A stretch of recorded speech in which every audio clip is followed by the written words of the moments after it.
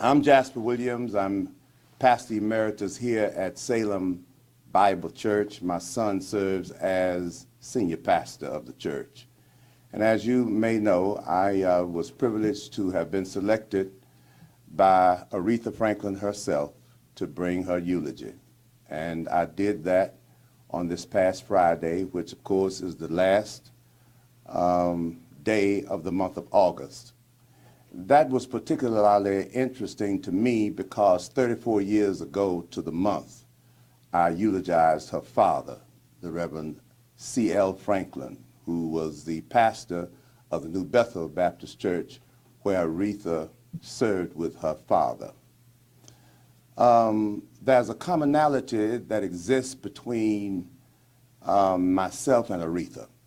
One, it goes back to our heritage.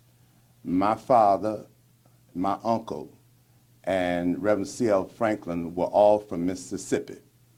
And when they came to Memphis, they came for the purpose of pastoring. And that meant in that day for those pastors, it was quite a thing for them to come from Mississippi and get to Memphis. Memphis in preacher talk was a kind of Jerusalem. Once you became a pastor in Memphis, it was a greatness about you as a preacher and bearer of the gospel. So my uncle, my father, and the Franklin family lived on Lucy Street, which is the street that Aretha was born on. My father lived down the street from them. My uncle, who I call Uncle Buddy, lived 2 or 3 doors over from them, and that was a great camaraderie between the two of them. They played checkers every day. He was like close bosom, confidant friend. And they would kick back, talk, and relax, and talk smack as preacher talk. And so that having come from Mississippi and all sort of locked the past with Aretha and my past in that we came to be friends as the years went on. And as I told you, I was privileged to preach her funeral. She asked me to do that. And the family asked me, and so here we are. I did the funeral on this past Friday. I don't know if you have questions that you want to ask me, then you feel free to say and ask whatever you choose. Reverend Williams, you've had a chorus of critics and a wealth of supporters. Your thoughts on the pushback, the aftermath from your eulogy? Well, I like to think that it's no pushback about what I said. It could be that they did not understand what I was saying. If you tell me which area you would like for me to cue in on, I'd be glad to address that, Maynard. Well, you talked about women not able to raise the children properly. Is that correct? The way that you are internalizing that they felt is incorrect. I did not mean that they're not able to raise their children. I'm talking about many single women struggling to raise their children, and in the black community, there's no mentoring for the children. And that when a boy is there, for example, and our houses, 70+% of our households are headed by our precious women. And as precious, beautiful, and proud as they are, they cannot teach a boy how to be a man. So one of the ails and ills that we have in the African American community is that too many of our homes are headed by women without men in the house. Now, it's been too many women who've raised excellent men. Jesse Jackson, one of my dearest friends, was raised by a single mom, see? But the women need help in their homes, and our race needs to become sensitive to that, to be able to do that. But do you think that's the appropriate venue to do that in? Well, I was the eulogist, okay? No one else was asked to bring the eulogy but me.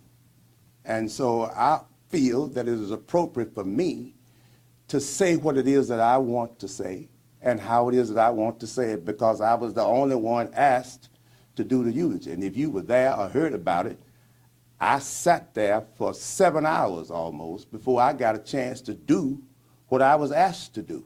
So I couldn't get all of the intricacies that I wanted in the message because it was too much time. People had grown weary of the hour.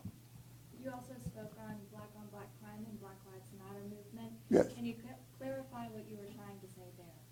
I'm saying that when we as a race sit back and get mad if a police officer kills one of us, see, and we don't say anything when 100 of us are killed by us, that something is wrong with that.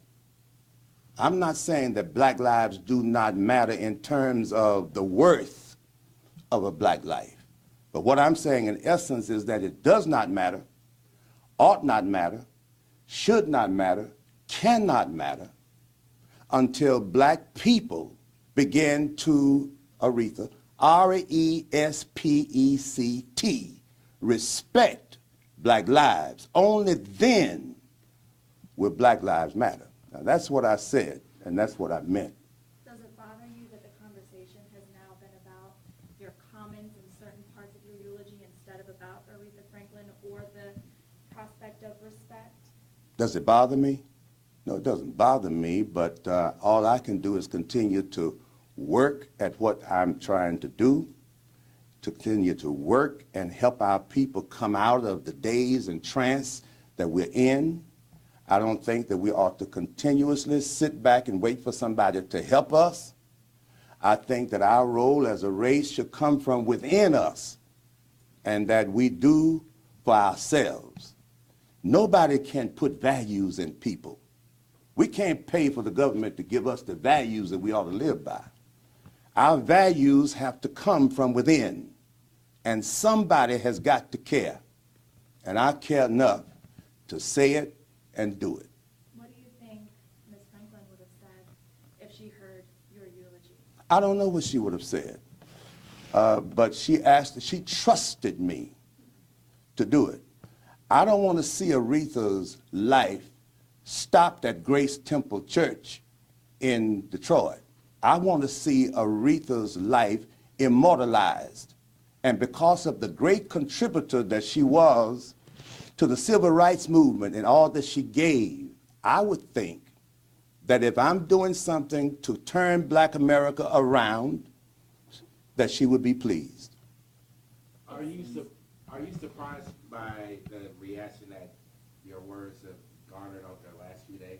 When you say surprised, no, I'm not surprised because I've been preaching 68 years and I've had one surprise after another to the point that I'm numbed to surprises now.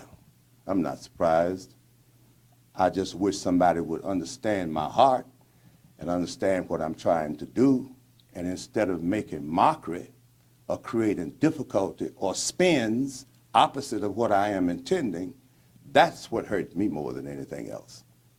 Good question, sir. The young people you think misconstrue what you have to say as opposed to our generation? Has there been a chasm between what young folks are saying and Maynard, you've been around a long time, and one thing you know, the generations are the same. Not on just this issue, but there are innumerable issues where generations like you and I, and generations of the millenniums, the net generation, the we generation, however they choose to be called, can be opposite sometimes. But the point is this: whether you old school or new school, respect for each other is the key to us changing the road that we're on as a race. How did your congregation this morning, how did they come to you? Or did they say something to you about it? Or Everybody came to me congratulating me. They were happy about what I said. They congratulated me. And the reason is because they know what we have been trying to do way before this eulogy came about. See, I'm not working to be on television. I haven't called either one of you all to come and have an interview with me. I don't care whether you're here or you're not here. I'm going on and I'm going to do what we need to do because it has to come from within our race. Pastor, Yes, sir? yesterday I spoke as a panelist in Macon, Georgia, at a prayer breakfast that dealt with the violence deaths in the Maconville County community, for 28 murders in Macon this year, 30 last year. And I want you to know, this was held at Glorious Hope Missionary Baptist Church, and you may know Pastor Harry down here. But I want you to know that the panelists on the panel, to a person, the sheriff echoed your sermon. The coroner echoed your sermon. There was a judge, a magistrate court judge, echoed your sermon. And of course, that was me, and I echoed your sermon.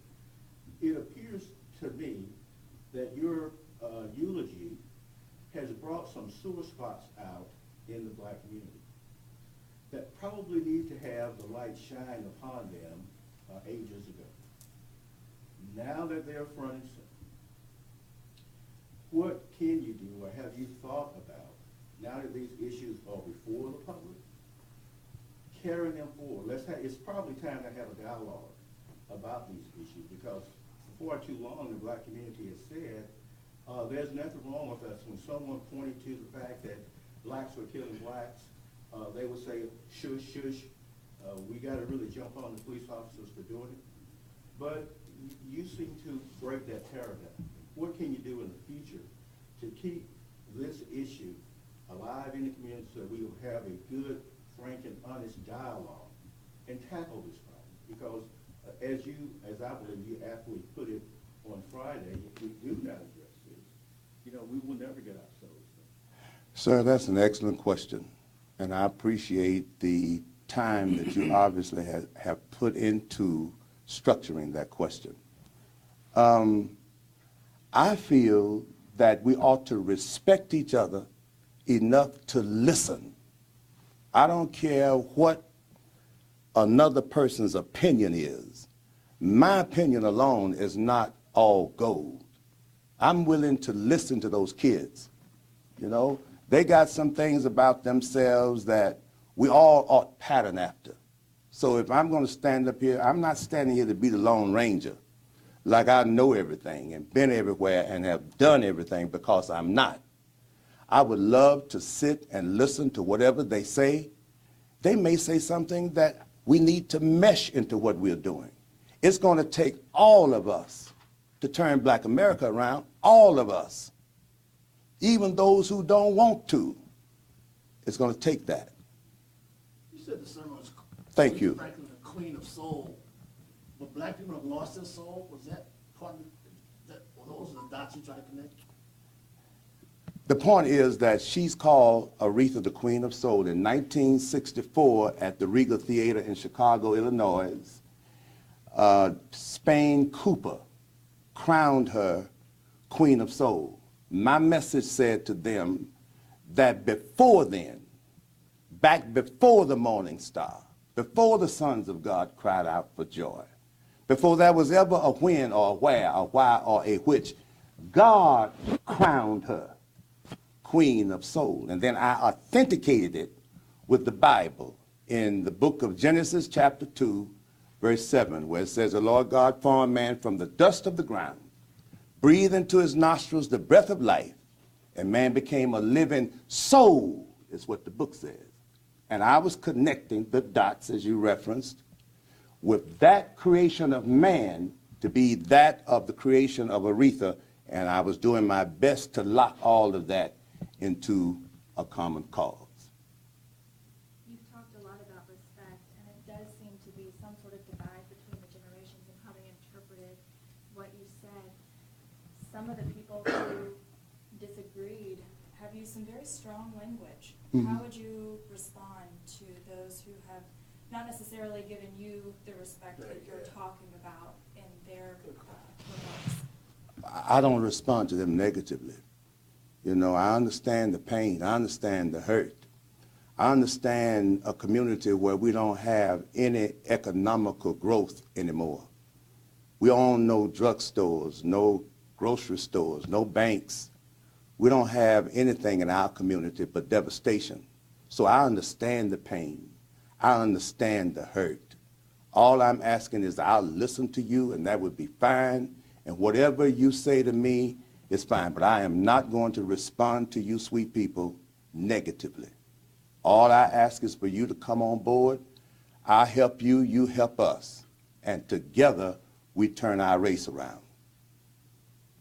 Are you concerned at all about how perhaps conservatives, right-wingers, the Trumpists would take your message and turn it around, you think?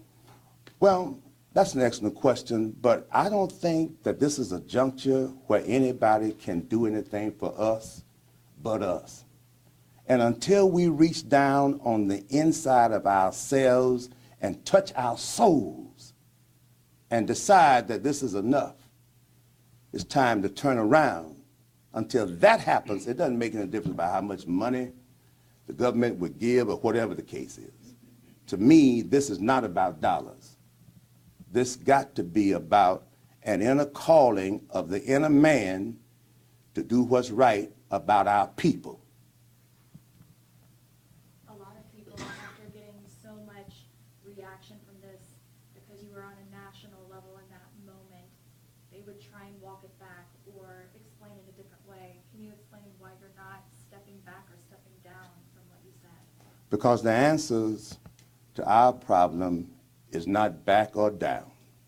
The answer to our problem is forward and up. And that's what I would like to see us do and be. Ma'am, you're excellent at what you do. I don't know where you're from. Which station you from? 11:11. Oh, you are? Yes, sir. You're quite a lady. Thank you for your presence. I appreciate it. Thank you. I'm a cameraman. Oh, you are? All right, man. God bless you. Well, I'll follow up with one more. A lot of people are talking about whether this was the time or place. Mm-hmm. Some are using that argument saying it wasn't because it was a funeral, but others are saying it was the perfect time and place because it's when everybody was together and you had such a stage, such a national audience. Yes.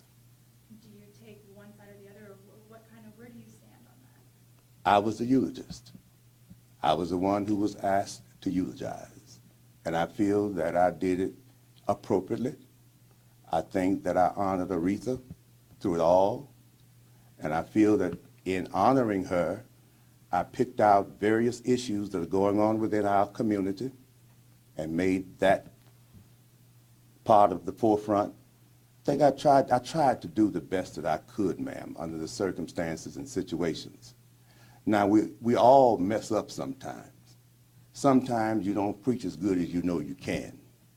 And after sitting there 7 hours, all the preach I had in me was gone. And I just took the opportunity of doing it the best that I could under the circumstances and situations I was in. I meant nobody no harm, and yet I meant the truth.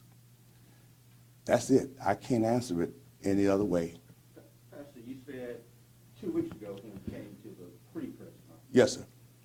Someone asked you asked you to define eulogy, and you broke it down to its root. Yes, sir. Greek parts. And you said it was to say a good word. After having delivered the eulogy, what is that good word? You talked about a lot of things, but just sort of give us the Okay. broad view of the good word. Okay, the word eulogy in the Greek vernacular comes from the basic logos. The word logos means word, and EU is a prefix that translates good. So then a eulogy is speaking a good word about the one who died. That's what a eulogy is. The good word, as I see as it relates to Aretha, is that going forward, as Black America changes and turns around, we immortalize her with what she said, RESPECT.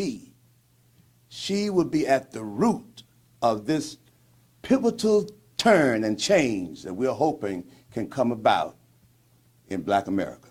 Do you think that eulogy met that standard? I don't know, do you? I don't know, I don't like to brag on me. But whatever way you feel is all right with me. If you think it did not, that's fine. I received that as well. If you think it did, I'm fine with that. But what I think is what I did. Now, whether it's negative or positive to you, sir, I don't know. But it's what I meant. You have a curriculum moving forward now, right? It's not just Yes, I have a curriculum and all of that, and I have a plan for what we're doing, but I don't want to talk about that now. On down the line. This is a race thing. This is a thing with our race. I don't want to publicize what we're going to do and how we're going to do it. I just want us as a people to get it done.